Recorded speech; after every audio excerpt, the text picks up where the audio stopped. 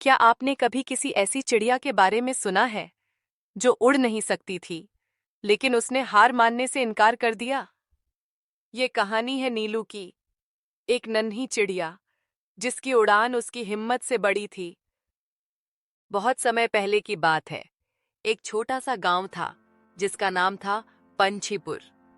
इस गांव में हर सुबह सूरज की पहली किरण के साथ पक्षियों की चहचहाहट गूंज उठती थी। लेकिन इन सब चहचहाते स्वरों में एक स्वर सबसे खास था, एक नन्ही चिड़िया का, जिसका नाम था नीलू। नीलू कोई साधारण चिड़िया नहीं थी। उसका रंग बाकी चिड़ियों से जरा हटकर था, एकदम नीला, जैसे आसमान का टुकड़ा उसके पंखों पर बैठ गया हो। लेकिन नीलू की सबसे बड़ी खासियत थी उसका सपना, उड़ने का सपना। पर उड़ना तो हर चिड़िया जानती है, इसमें नया क्या था? असल में नीलू जन्म से ही थोड़ी कमजोर थी।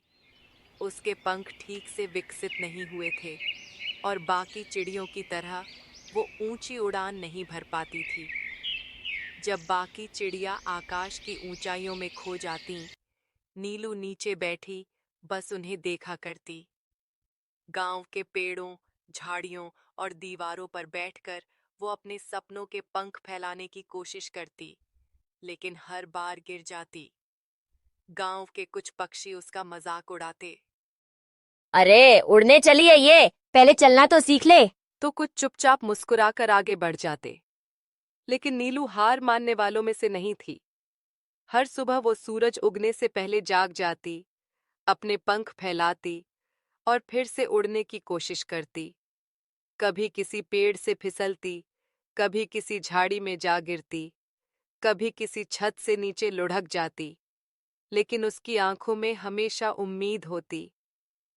एक दिन उसकी मुलाकात हुई एक बूढ़े तोते से, बाबा तोता।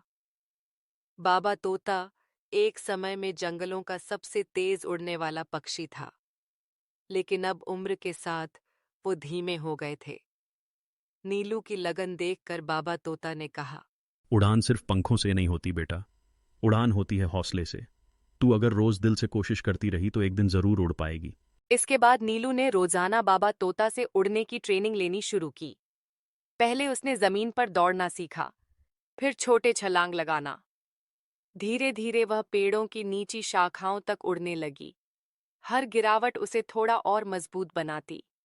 गांव के बाकी पक्षी अब ध्यान देने लगे थे। देखो ना, नीलू सच में उड़ रही है थोड़ी थोड़ी।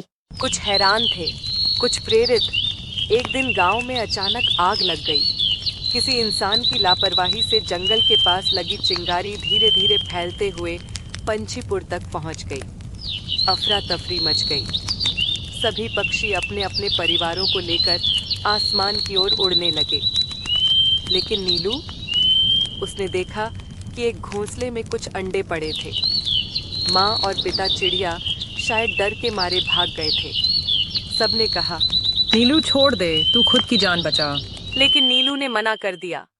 उसने अपने छोटे पंखों को पूरी ताकत से फैलाया और जैसे तैसे उन अंडों को एक एक कर अपने नन्हे पंजों में पकड़कर सुरक्षित स्थान पर पहुंचाया। बाबा तोता उसे देखकर भावुक हो गए। आज तूने सिर्फ उड़ान नहीं भरी नीलू, तू आसमान बन गई है। आग के बाद पंछीपुर फिर से बसा, लेकिन अब सब बदल चुका था। नीलू गांव की हीरो बन गई थी।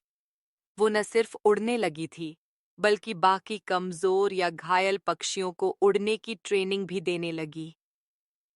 बाबा तोता ने अपने पंखों का ताज नीलू को सौंपा। अब तू ही इस गांव की आसमान है। नीलू अब उड़ती है, ऊंचाई तक, लेकिन सिर्फ खुद के लिए नहीं, हर उस चिड़िया के लिए जो उड़ना चाहती है पर डरती है।